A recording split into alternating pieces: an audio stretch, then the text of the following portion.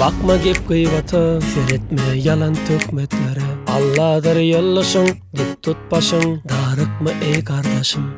Sen bakma gep gıybata, seyretme yalan töhmetlere. Allah'dır yollaşın, dik tut başın, önüp verme gariplere. Yürü gitti!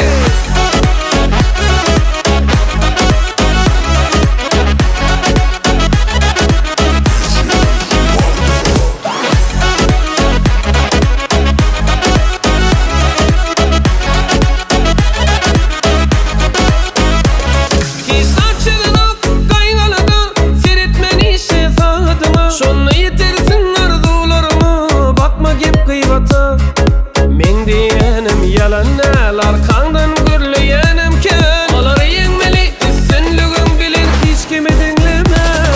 Sen bakma gep gıybata, seyretme yalan töhmetlere. Allah'dır yollaşın, dik tut başın, ünüs verme gariplere. Hey!